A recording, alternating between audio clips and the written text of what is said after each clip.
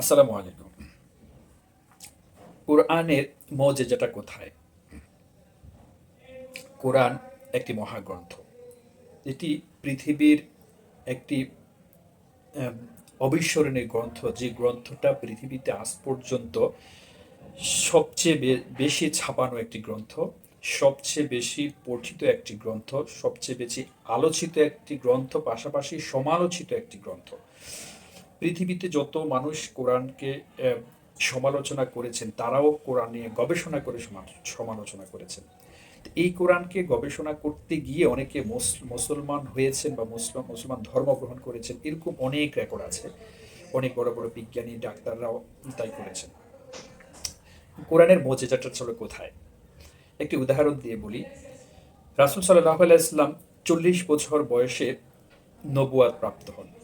তবে 40 বছর বলে রাখা দরকার যে 40 বছর বয়সে নবুয়াত প্রাপ্ত হলেও রাসূল সাল্লাল্লাহু আলাইহি ওয়াসাল্লাম শিশুকাল থেকে 40 বছর বয়স পর্যন্ত এমন কোনো কাজের একটি উদাহরণ নাই যেটা সমাজের জন্য ক্ষতিকর বা দেশের জন্য ক্ষতিকর, মানব জাতির জন্য ক্ষতিকর, এমন একটি উদাহরণও কোথাও কেউ দিতে পারেনি জীবনে আজ পর্যন্ত। তো রাসূল সাল্লাল্লাহু আলাইহি ওয়াসাল্লাম 40 বছর বয়সে নবুয়াত প্রাপ্ত হলেও এখানে একটি বিষয় গুরুত্বপূর্ণ যে রাসূল সাল্লাল্লাহু আলাইহি ওয়াসাল্লাম 17 বছর বয়সে যখন তিনি হিলফুল ফুজুল গঠন করেন, অর্থাৎ মানবতার কল্যাণ সংঘ গঠন করেন, সেই মানবতার কল্যাণ সংঘ গঠন করে সমাজের মানুষগুলোকে ভালো কাজের জন্য উৎসাহিত করেছেন, ভালো কাজ করার জন্য অনুপ্রেরণা জুগিয়েছেন, ভালো কাজ করার আদেশ দিয়েছেন, নির্দেশ দিয়েছেন। উনার কাজের ব্যাপকতা, উনার কাজের মহিমান্বিততা এত বেশি ছিল যেখানে কাপে মুশরিকরা, বেধর্মীরা তাকে আলামিন পর্যন্ত অর্থাৎ বিশ্বাসী উপাধি দিয়েছিলেন। কিন্তু 17 বছর বয়সে হিলফুল ফুজুল গঠন করে সমাজের যুবকদেরকে একত্রিত করে সমাজকে পরিবর্তনের জন্য এমন কোনো চেষ্টা নাই উনি করেননি। একেবারে বিফল হয়েছেন তা বলা যাবে না। তবে মানুষগুলো ভালো কাজে উৎসাহিত করে দিনে ভালো সেজে রাতে গিয়ে আবার সেই আকাজ করতো, কুকাজ করতো, এমন অনেক রেকর্ড আছে। 17 বছর বয়সে হিলফুল ফুজুল গঠন করার পরে 17 থেকে 40 বছর বয়স, এই বয়স অর্থাৎ এখানে 23 বছর, এই 23 বছর উনি আপ্রাণ চেষ্টা করেছেন যাবতীয় অন্যায় অবিচার থেকে সমাজকে মুক্ত করার জন্য। কিন্তু সফল হয়েছে এই এই বয়সটাতে, অর্থাৎ 17 থেকে 40 বছর বয়সের বয়স খুব একটা বলা যায় না। অর্থাৎ মানুষের কাছে দাওয়াত দিয়েছেন, মানুষ কিন্তু অ্যাকসেপ্ট করেছে, কিন্তু মন্দ কাজ থেকে ফিরে আসার যে ড্যান্সটা, যে প্রবণতাটা, সেটা মানুষের মধ্যে ছিল না টোটালি। আবার 40 বছর বয়সে নবুয়াত প্রাপ্ত হওয়ার পর 63 বছর বয়সে রাসূল সাল্লাল্লাহু আলাইহি ওয়াসাল্লাম ইন্তেকাল করেন, পরলোক গমন করেন। এখানেও কিন্তু 23 বছর।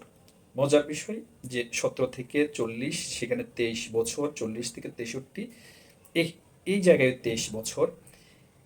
সেই 17 থেকে 40-এর যে 23 বছর আর 40 থেকে 63-র যে 23 বছর, এই দুইটা জীবনের সাথে, বয়সের সাথে, এই দুইটা উম, জীবনের যে বা এই 23 বছরের যে পার্থক্যটা, এই পার্থক্যটা ছিল কোরআনের মজেজা।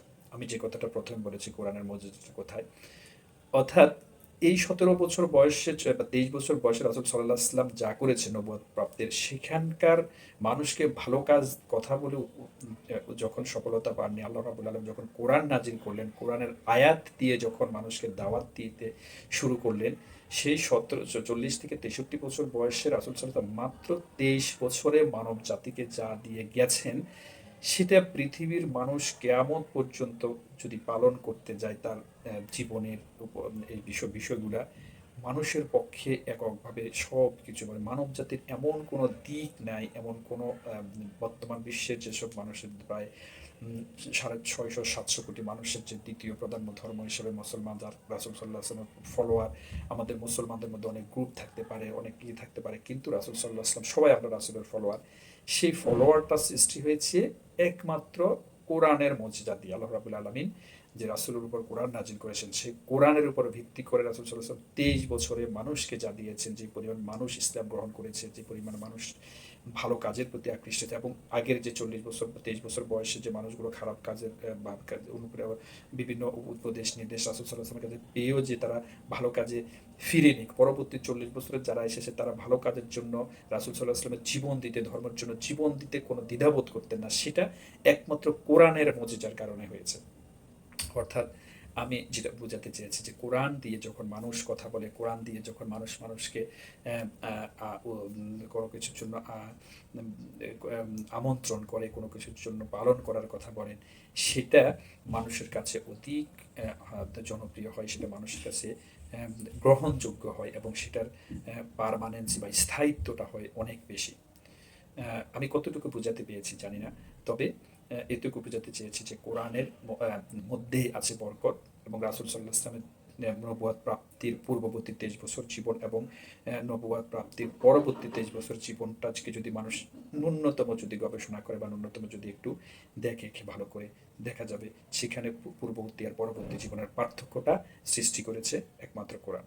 আসসালামু আলাইকুম রহমতুল্লাহি ওয়া বারাকাতুহু।